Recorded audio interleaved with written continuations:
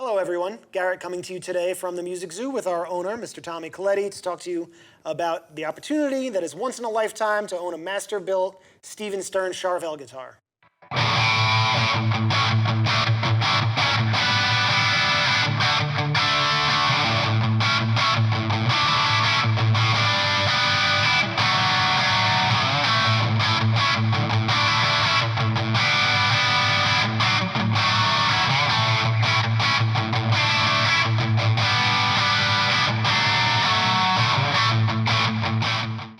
So as we get rolling, I'm going to ask you to like this video and subscribe to our YouTube channel. And now for a little bit of history on the original guitar that the run is based on. So this guitar, like a lot of guitars, people kind of find me for stuff. I'm a huge Charvel fan. I have been forever. Some of you that are watching this video probably know that. And a good friend of mine, also fellow retailer, Harvey Moltz at Rainbow Guitars, had called me up a few years ago and go, "Hey man, I got a Charvel. What do you think I could sell this for?" And I was like, "Wait a second, what do you mean?" And right away, he told me what the guitar was and he texted me a picture of it. And immediately I was like, "I'll take it." I probably should have curbed cool. my enthusiasm a little bit more because he knocked me over the head, and I was like, "Okay, I'll take it anyway." Price unseen, you were sold. Sold anyway. and guitar dealers seem to know that with me. I've kind of set myself up as the 70s and 80s guitar guy. So, the bursts don't come through here very often. However, the 80s and 70s BC Riches and Charvels and stuff, they attract to me. They're just magnetically attracted to the Music Zoo and to us. So with that said, Harvey calls me about the guitar. I see the picture of it and I immediately just buy it. And when I get the guitar in, I was just like, man, this would be a really fun guitar to do a run for because it's just so different than the typical, dare I say, typical Charvel, hot-rodded guitar. It was a little off-center. And then once I started finding out what the story was, that Stephen Stern had built the guitar, and he built it for a really close friend of his, it just seemed like we should do this, and we should have a party with it. And hence we started knocking around specs back and forth of what we should do and try to keep it as close to the original as we possibly could. We changed a couple of things, I think dare I say, for the better. And went from there. So you know all the specs in your head? Yeah, totally. So kind of what we started realizing as we dug into the guitar is it was built in 1982. Stephen, according to him, had built it for himself and then ended up gifting it to his friend. There's an image of the two of them. And, yes, we have it. He looks as young as can be, and we'll flash that across the screen. So we started diving into some forensic research on what the specs of the guitar are. It's a standard 25.5-inch scale length, but with a 12-inch fretboard radius and jumbo fret size, which is kind of a Gibson thing. Sure. So obviously he was sort of cross-pollinating, some of the greatest guitars of all time, the Fender Telecaster, clearly, and an influence from the Les Paul Standard. And we should talk about that a little bit too. That's the Charvel part of the equation here. We got to go back in time in late 70s, early 80s. Now this was 82, right? And there wasn't really any company that was doing anything like this. It was very, very rare. So Charvel would touch on it and Hamer would touch on it back then, where they would take essences of a Les Paul or a Telecaster, all these things, and then just kind of make it one unique, brand new thing. And that's kind of what this is.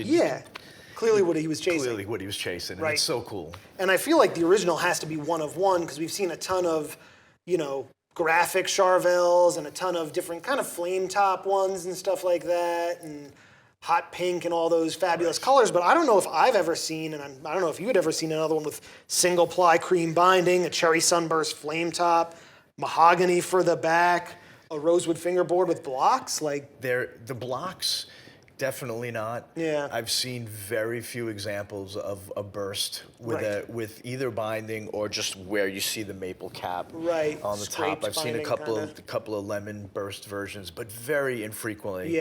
And the blocks, no. Ever. Blocks on a Charvel.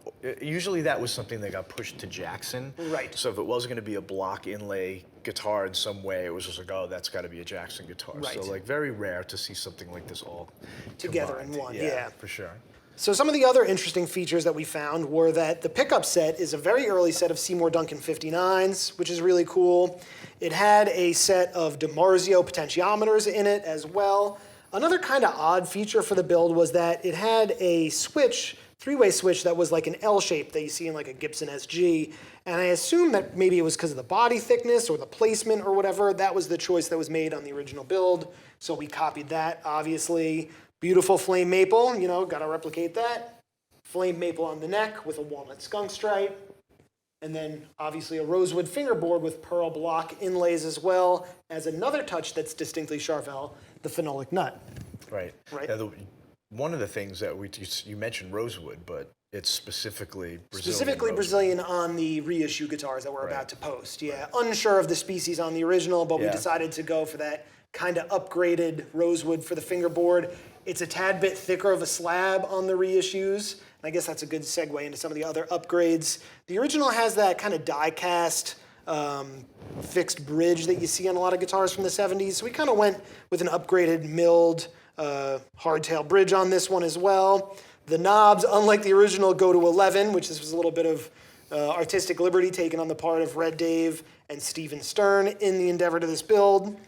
The string ferrules are not recessed like they are in the original. It has the new Charvel engraved neck plate as well. And those silver Godot crown head tuners are no longer attainable, so we went with the brass on that part. And as far as that goes, that's pretty much all the difference that there really is. I mean, they did an excellent job replicating them. They look very similar. We are running them in an NOS finish package and also a Journeyman relic, because this guitar hasn't seen very much wear, so, you know, the relic matches it very nicely. We actually had sent them the original to model these guitars off of, so they had that guitar in their possession for 18 months? At least. Yeah. At least. Which this project has been about 3 years in the making. We started chasing this in 2020, I feel like. But they're really cool guitars, and I guess that also is a good segue into some of the story. A lot of the Fender employees currently are former employees of Charvel when it was under the leadership of Grover Jackson, including Stephen Stern. Right. So we decided to have him build these guitars as sort of like an homage to his early career with Charvel and Jackson. The inside of the neck pocket on the original was signed by Stephen, so we had him sign the inside of the neck pocket on all these as well, which is really cool. And then maybe you could speak to some of the other Masterbuilders and Fender employees that came from Sure. Charvel. I mean, you know, we've spoken about it in the past, but there's a lineage of Charvel employees that have moved over to Fender through the years. I know I'm going to forget some people, but the quick list: Mike Eldred, who was, I believe, Grover's first employee. Yes. And became the manager of the Fender Custom Shop for years.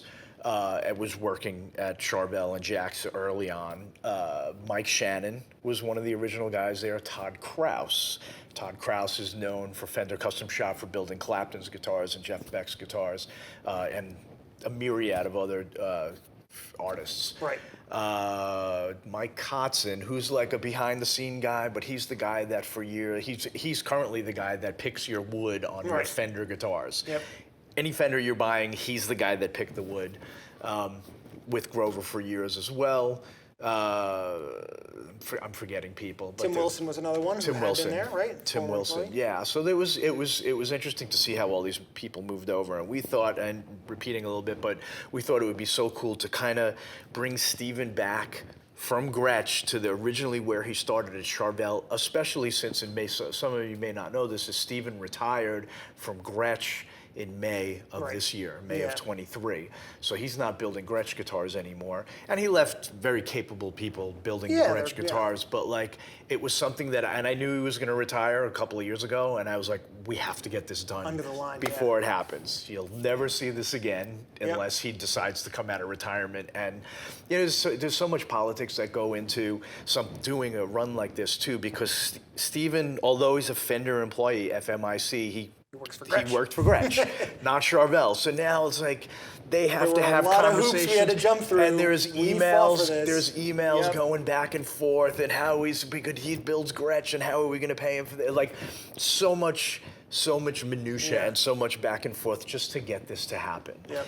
They're very limited. How many? There's 6 or 7. So there's 6. There's 6 guitars at the moment. 2 are NOS, and then 4 are the Journeyman relic. Yeah. They're all in that original Sunburst cherry finish as well. I think this is a good opportunity to thank the people at Fender that worked with us to make this happen with Stephen. And, you know, he collaborated with Red Dave, who's a current master builder at Charvel. It's worth it to say that this is the first time Stephen Stern has made a guitar with a Charvel logo on the headstock since he originally worked there. Yeah. And you had mentioned that in talking to them, we found out that they carpool to work sometimes because they live close by together. That's right. It was a fun project for them. It was a fun project for us. You know, really unique opportunity to own a very collectible piece of Charvel history, I feel like. For sure, yeah. And again, you said he signed the inside of the guitar, and we have a certificate of authenticity that comes with both Red Dave and Stephen that sign it. And you're getting the Brazilian. I believe these are only available in the U.S., so because of the Brazilian rosewood. To our customers outside of the U.S., we apologize. Yep. But get them while you can. Totally. I haven't decided if I'm going to keep all of them and just not sell any of them. Would make Throw a nice the collection. video in the garbage. I'm keeping them. No, I have to sell them. We have to pay the rent. But yeah, it's great. It's a great opportunity to grab one of these, and we're really proud of it. So come get one. Yep. So a distinctive feature of this guitar is the nut width, which is 1.58 inches, and the neck shape, which is that classic thin Charvel. Those two features, in conjunction with the flat fretboard radius and the big frets, give it a really distinctive playing feel and also a distinctive sound. As much as I hate myself for saying this, it's got a very Strat-like tonal quality, super clear, very percussive, whether you're playing it clean or through gain. It really just comes through with a lot of clarity and bell-like tone. Quite a bit of that, I think, comes from this set of Seymour Duncan 59 pickups. You can probably speak to the history of that a bit, yeah, right? I mean, the 59 pickup was developed to chase the PAF Les Paul, sound that we all have kind of chased and admired through the years. And the thing that I find interesting about what we found with this guitar, and just sort of like a shout out to Seymour and what they're doing, is, sometimes you have to kind of go full circle with just about everything, especially with sound and with pickups. So the 59 was one of the original pickups that Seymour created to kind of go after that PAF. And for those of us that have played bursts and old Gibson guitars and PAF guitars, they had that exactly what you're talking about, that bell-like, chimey, Strat-esque sound to them. They weren't necessarily like as distorted as you think. Right. And even the sounds that were created with those guitars, whether it was Keith Richards or it was Clapton or it was a little later Jimmy Page or Joe Walsh, or those burst-like tones, free, like I could just keep naming bands of people who were playing bursts, but like Gary Moore. Please stop me. But Peter Green. It was very chimey and very like, it's funny how our ears perceive like distortion or like the sound or the way the music makes you feel like you would immediately want to go and turn up a distortion or a gain or something, and it's not necessarily so. Right. And I've studied this ad nauseum, and it really is like a pickup like that creates those sounds. The lack of compression as you wind more, and the ohm output is more on a pickup. It starts to stifle things. It makes it feel better through the amp and stuff. But then when you record it and you go back and you listen, and go, this is kind of distorted, isn't it? Dark, right? Yeah. So just something that came up for me on this, and I think it was captured. So this whole like Les Paul-esque telly thing that's going on, it's just like nailed.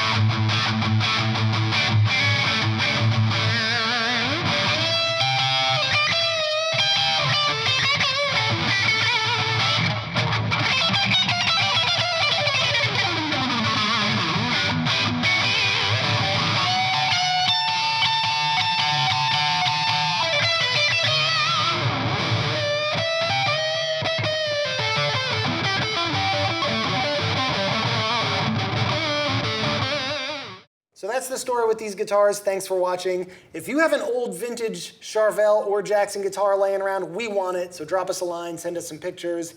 And if you have any stories about Charvel back in the day, Stephen Stern working at Charvel back in the day, Stephen Stern himself, Stephen Stern built Gretches, drop those stories in the comments. We'd love to see them. And don't forget to like this video and subscribe to our YouTube channel for more content like this. We got a lot more where this came from, so keep an eye on us.